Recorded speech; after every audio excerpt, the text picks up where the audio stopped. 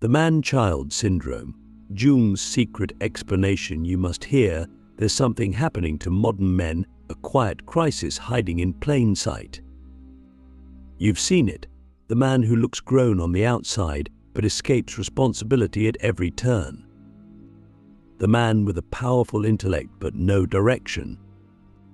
The man who talks about greatness, ambition and legacy but can't get out of bed before noon.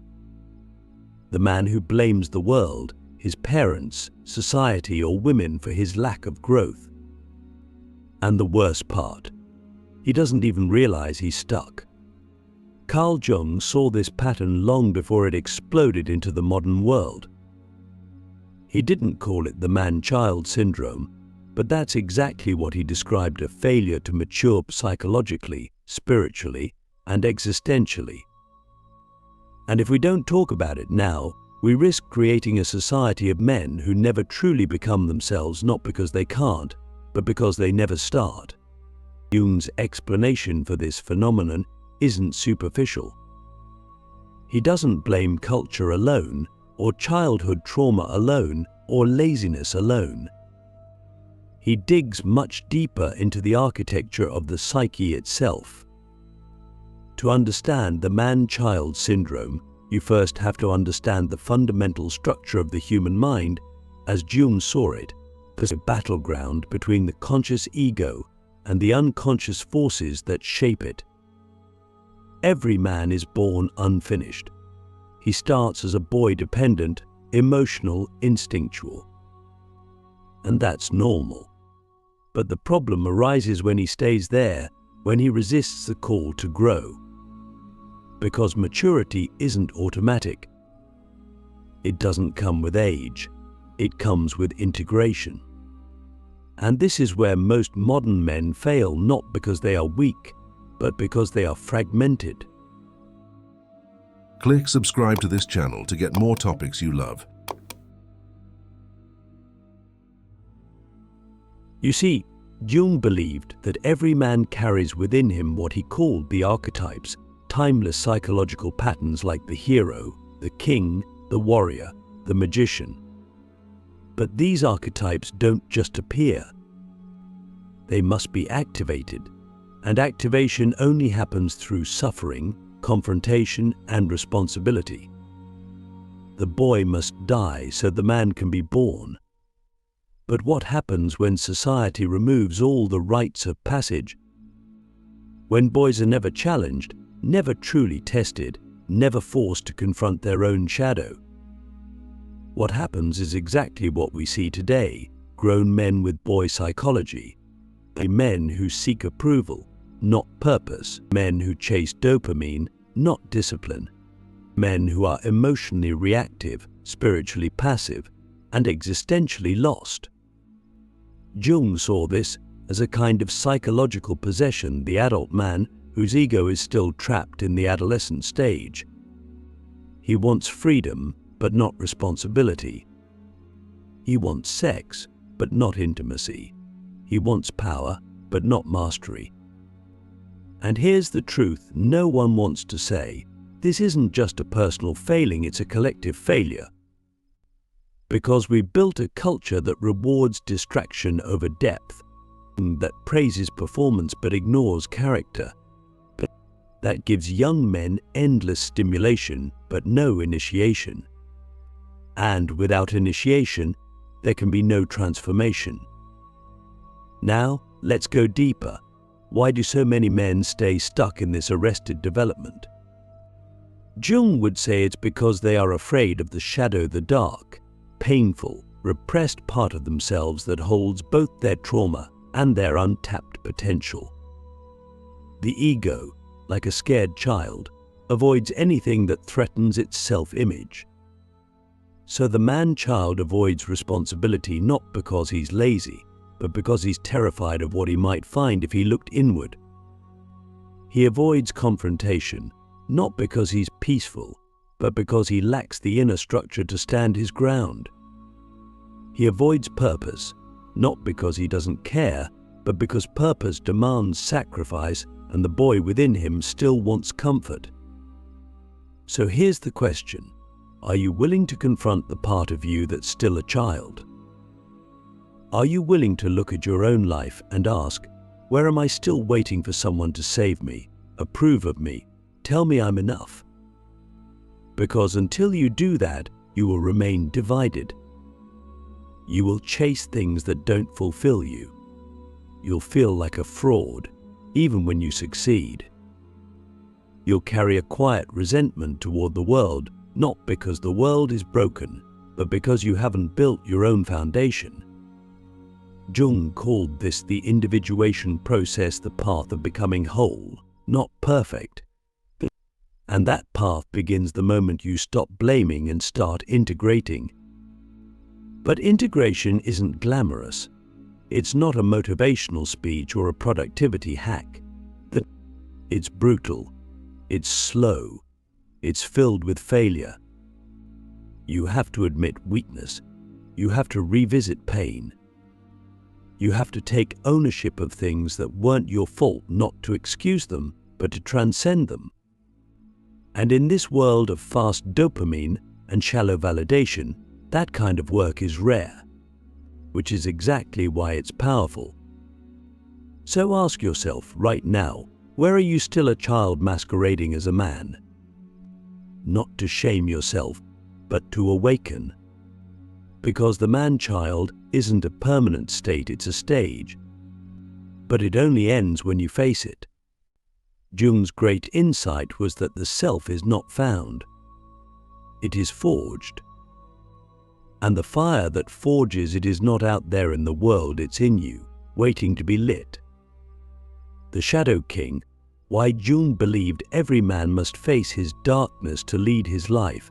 If there's one thing that separates the man who merely ages from the man who truly matures, it's this, the confrontation with the shadow. Carl Jung didn't invent the term shadow to sound poetic. He meant it literally. It's the part of ourselves that we exile, deny, repress, and avoid. And yet, paradoxically, it holds the key to becoming whole. Until a man faces his shadow, he cannot lead himself, let alone lead others. He remains reactive, fragmented, ruled by impulses he doesn't understand. He becomes a puppet of his unexamined fears, desires, and wounds. Jung believed this confrontation was not optional, it was destiny. The only question was whether we would face it consciously or be destroyed by it unconsciously. So what exactly is the shadow? It's not just the bad parts of you, it's every part of you that your ego couldn't accept. It includes your anger, your lust, your envy, your cowardice, your selfishness. But it also includes your power, your drive, your ambition, your instincts. The shadow isn't evil, it's raw, it's primal. It's everything you were told you shouldn't be, but still are. And here's the twist. The more you suppress it, the louder it gets. It leaks out in passive aggression, in addiction, in sabotaged relationships, and in anxiety that you can't trace. In the quiet sense that something is missing from your life, something essential. Jung called the man who refuses to face his shadow a false leader. He may look put together. He may even be successful. But inside he's hollow. He's acting out a script written by fear. He's wearing a mask that everyone applauds, but he knows it's a lie. And the longer he runs from the shadow, the more violent its return becomes. That's why you see men explode in midlife crises. That's why some abandon their families, burn down their careers, fall into addiction or obsession. It's not a mystery. It's the shadow finally demanding to be seen. But here's the good news and the terrifying news. Jung believed that within the shadow lies the gold of your personality. Your greatest potential, your leadership, your vision, your fire is buried beneath the very things you're afraid to explore. The shadow is not your enemy, It's your initiation. And when you face it directly, something extraordinary happens. You begin to reclaim your power. You stop being a slave to your emotions. You stop needing external validation. You stop pretending. You start leading not through domination, but through presence. You become what Jung called the integrated man. A man who knows his darkness, but is not ruled by it. A man who can stand firm in chaos, because he is no longer divided within. Think of the archetype of the Shadow King. He is not perfect. He is not safe. But he is whole. He has walked into his own abyss and returned with wisdom. He does not seek approval because he has nothing to hide. He does not fear conflict because he has faced his own violence. He does not need to control others because he has mastered himself.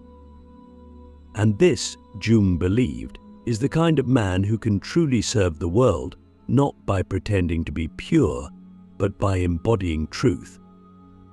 But this path is rare, because it demands something our culture does not teach: moral courage. The courage to admit, I am not who I pretend to be. The courage to sit with shame without flinching. The courage to revisit your past, not to relive it, but to break its grip. The courage to say, this ends with me. Not because you have all the answers, but because you are willing to face the questions. So I ask you, what part of yourself are you still afraid to look at? What truth about your life are you still avoiding? What emotion have you labeled bad just because you were never taught how to hold it? These are not small questions. These are the questions that determine whether you remain a child in a man's body or whether you step into the role you were born for.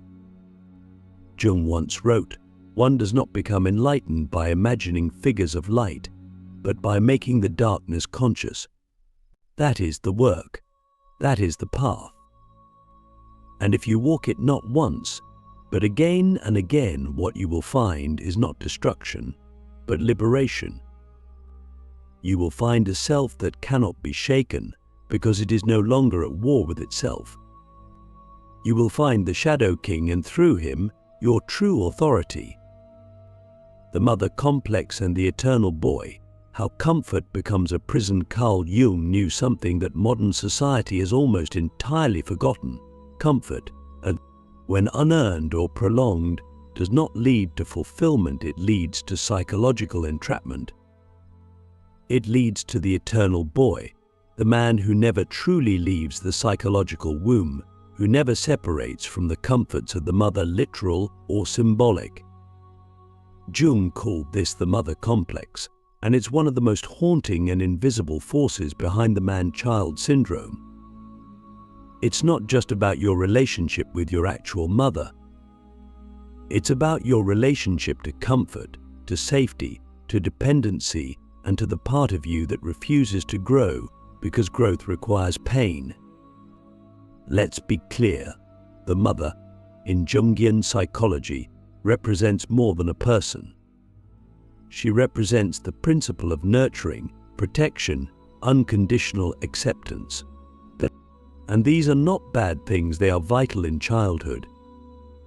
The problem arises when a man refuses to step out of that energy. When he clings to the mother archetype as an adult, life becomes an endless search for comfort, approval, and emotional rescue. But he begins to expect the world to treat him like a mother, to soothe him, to understand him, to save him from the consequences of his own choices. And when it doesn't, he collapses. He lashes out. He blames. He regresses. Do you know how many men today are trapped in this dynamic without even realizing it? They seek relationships not as partners, but as sons. They seek jobs not to create, but to be taken care of. They seek meaning not through struggle, but through validation. At the core of this is a refusal to separate to become an autonomous being who can carry his own weight. Jung saw this as a crisis of initiation. If a man is not initiated, if he is not symbolically killed as a boy, so that the man can be born, he will remain emotionally dependent, no matter how old he gets. And here's the disturbing truth: our culture enables this. We are drowning in comforts, entertainment on demand, food on demand, attention on demand. That we've created a world where maturity is optional, where you can remain a boy forever, as long as you can pay for it. But the cost is your soul, because the boy lives for pleasure, the man lives for meaning, and meaning hurts. It requires you to delay gratification, to confront yourself, to endure solitude, to make sacrifices. That's why the eternal boy avoids it. He says he wants purpose, but he flees the pain that comes with it. Jung believed that the only way out of the mother complex is separation, not rejection, but differentiation. But you must learn to stand on your own psychological legs, to stop expecting life to be soft, forgiving, and nurturing, to stop outsourcing your emotional stability to women, to parents, to systems. That doesn't mean becoming hard or cold. It means becoming whole.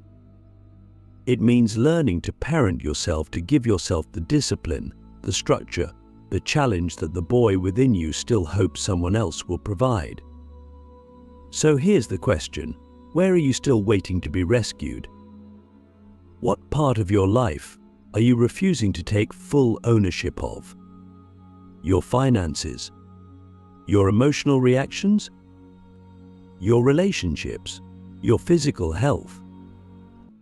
These are not just practical questions, they are spiritual ones. Because every time you avoid responsibility, you reinforce the boy. And every time you take responsibility, even for something that isn't technically your fault, you feed the man. The shift is subtle but profound. The eternal boy says, someone else should fix this. But the man says, this is mine now. And in that moment he begins to transform. He stops consuming life and starts creating it. He stops being shaped by the world and starts shaping it. He stops seeking a mother and starts becoming a father, not just biologically, but psychologically. That he becomes capable of leading not because he's flawless, but because he's formed by struggle, formed by fire, formed by the long, lonely path of becoming sovereign. Jung wrote, "There is no coming to consciousness without pain." And nowhere is that more true than in the process of separating from the comfort that once kept you safe. It's not about becoming cold or detached, it's about becoming free. Free to stand. Free to choose. Free to fail without collapsing. That's what the eternal boy fears most. But that's also what the emerging man within you longs for with everything he has. The warrior's choice: why masculine maturity is a daily act of rebellion. To live as a mature man in today's world is not just rare, it's revolutionary. It is a form of rebellion against a culture that thrives on passivity, on distraction, on weakness disguised as virtue. And it is not a one-time decision. It is a choice you make every day. Carl Jung understood that the path to wholeness isn't a straight line. It's a battle not against the world, but against the inertia inside you, against the temptation to stay small, to stay safe, to stay asleep. The mature man is not the one who has it all figured out, but he is the one who chooses, again and again, to show up, especially when the boy inside him wants to run. Let's make something clear: masculinity is not toxic. It is wounded. It is lost. It is uninitiated. And the world is filled with men who have never been taught how to carry the weight of their own strength.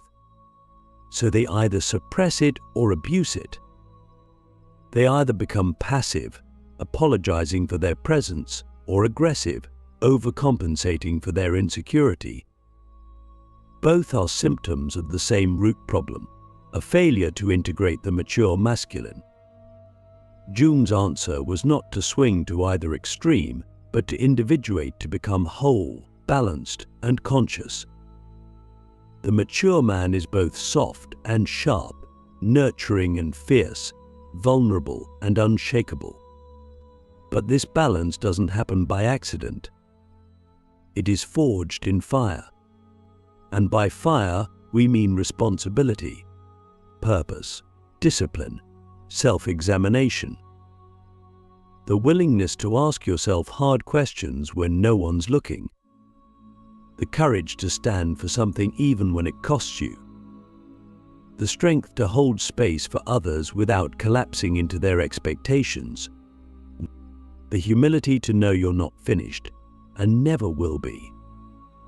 This is the warrior's choice, not to kill dragons outside of you, but to face the ones inside. The ones that whisper, "You're not enough." The ones that tempt you to numb out, to scroll endlessly, to hide behind sarcasm or cynicism or silence. Every time you choose to confront those voices instead of obey them, you grow, you evolve, you become. But here's the paradox: no one will applaud you for this. The world doesn't reward quiet integrity. It rewards appearance, performance, and compliance. That's why maturity must be its own reward. You don't do it to impress.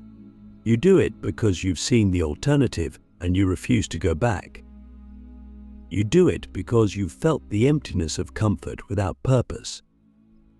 Because you've tasted the bitterness of blaming others for a life you haven't built. And because, at some point, you realized that no one is coming to save you. That truth is terrifying. But it's also the gateway to your strength. Because once you accept that, you stop waiting. You stop wishing. You stop outsourcing your power. And in that moment, you become dangerous, not in a destructive way, but in the best possible way. Dangerous to lies, dangerous to weakness, but dangerous to the parts of you that would rather stay asleep. And that's what the world truly needs, not more boys pretending to be men, but real men who have walked through their fire and come out awake.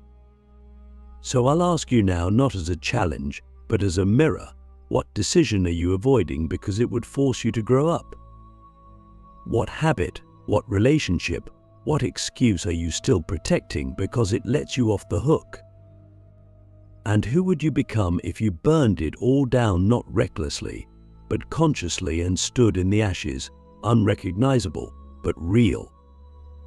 Jung believed that every man has a self, a deeper identity buried beneath ego, fear, and conditioning, and that the purpose of life is to bring that self into the light. Not just for yourself, but for everyone around you. Because mature masculinity is generative. It creates, it protects, it serves. It doesn't just seek power, it wields it, wisely, humbly, fiercely. And that's not something you find.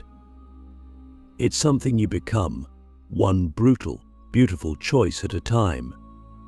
So, no, the man-child syndrome is not your destiny.